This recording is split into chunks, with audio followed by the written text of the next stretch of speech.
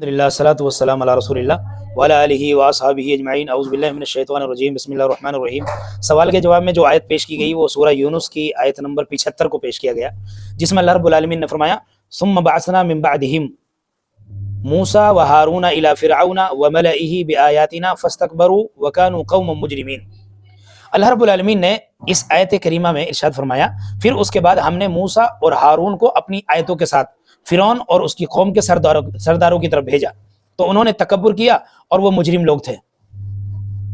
اللہ رب العالمین نے جتنے پیغمبر بھیجے ان سب نے جو دعوت دی، اس دعوت کا جو نقطۂ آغاز تھا وہ توحید تھا۔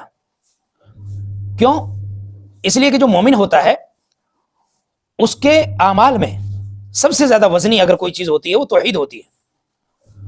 اور جب لوگوں نے اللہ کو بھلا دیا، لوگ اللہ کو بھول گئے، تو اللہ رب العالمین نے لوگوں کو یاد دلانے کے لیے اپنے پیغمبروں کا سلسلہ جاری فرمایا، اور پیغمبروں کے سلسلے میں حضرت موسیٰ علیہ السلام اور ہارون علیہ السلام کو بھی بھیجا۔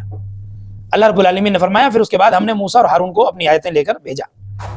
اللہ تعالیٰ نے پہلے اور رسول بھیجے، ان رسولوں کے بعد جو نمبر آیا وہ موسیٰ علیہ السلام کا اور ہارون علیہ السلام کا نمبر آیا۔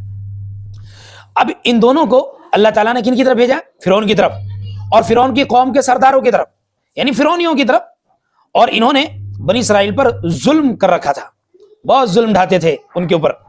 اور آپ کو معلوم ہے کہ اللہ رب العالمین نے جس فرعون کی طرف موسیٰ علیہ السلام کو بھیجا، ہارون علیہ السلام کو بھیجا، وہ فرعون اپنے آپ کو رب کہتا تھا۔ وہ کہتا تھا کہ میں تمہارا رب ہوں، میرے علاوہ تمہارا کوئی اور رب نہیں ہے، اور بہت ظلم کرتا تھا۔ اور نشانیاں لے کر دونوں پیغمبر فرعون کے پاس آئے۔ اللہ تعالیٰ نے فرمایا قال لا تخافا اننی معکما اسمع وارا، تم دونوں ڈرو نہیں، میں تمہارے ساتھ ہوں، میں سنتا بھی ہوں اور دیکھتا بھی ہوں۔ ظاہر سی بات ہے کہ موسیٰ علیہ السلام نے ان کے ایک آدمی کا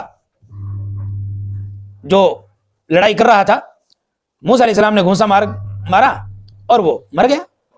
اب یہ ڈر تھا کہ بھائی موسیٰ علیہ السلام نے ایک آدمی کو قتل کر دیا ہے، ان کے آدمی کو، لہذا وہ چھوڑیں گے نہیں، بدلہ لیں گے، ڈر تھا۔ اللہ رب العالمین نے فرمایا ڈرنے کی کوئی ضرورت نہیں ہے، کیونکہ اللہ ہمارا خالق ہے، وہ جب بچانے پہ آتا ہے پوری دنیا مل کے کسی کو نقصان نہیں پہنچا سکتی۔ اللہ رب العالمین کسی کو بچانا چاہے اس کو پوری دنیا مل کر بھی نہیں مار سکتی۔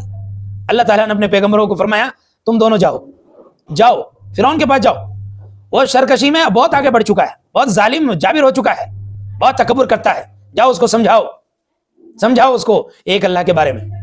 یہ گئے، انہوں نے اپنی دعوت کو رکھا، دعوت الی اللہ ان کے سامنے رکھی۔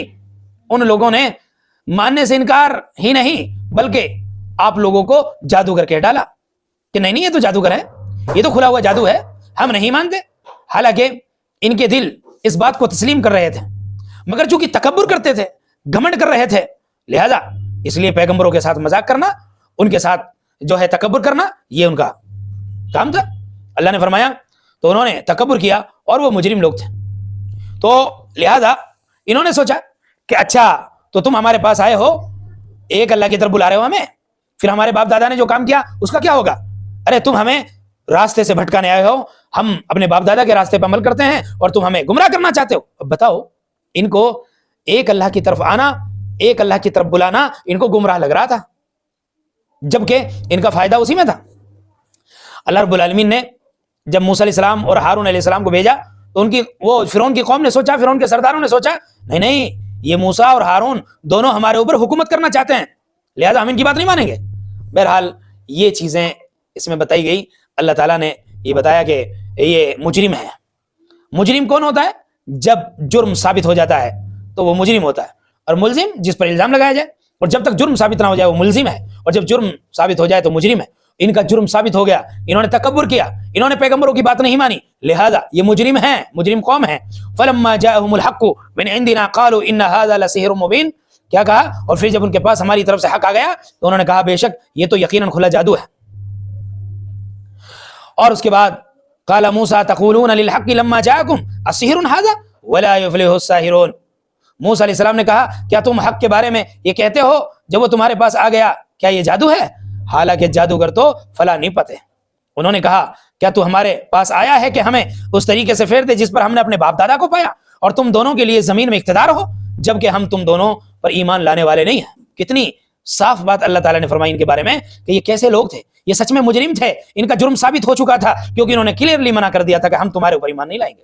بہرحال ہمیں بھی چاہیے کہ ہم اپنے پیغمبروں کی بات مانیں، پیغمبروں نے جو طریقہ ہمیں بتایا اس طریقے پر چلیں اور آخری نبی حضرت محمد مصطفیٰ صلی اللہ علیہ وسلم کی اتباع کریں اور اطیع اللہ و اطیع رسول کے مطابق زندگی گزاریں تاکہ ہمیں کامیابی ملے۔ اللہ تعالیٰ پیغمبروں کی سنتوں کو ماننے کی توفیق عطا فرمائے اور جو ہے حضرت محمد مصطفیٰ صلی اللہ علیہ وسلم کی جو آخری نبی ہیں، آخری پیغمبر ہیں، اللہ تعالیٰ ان کی اطاعت کرنے کی توفیق عطا فرمائے اور جو قانون شریعت وہ لے کر آئے اللہ تعالیٰ اس پر عمل کرنے کی توفیق عطا فرمائے۔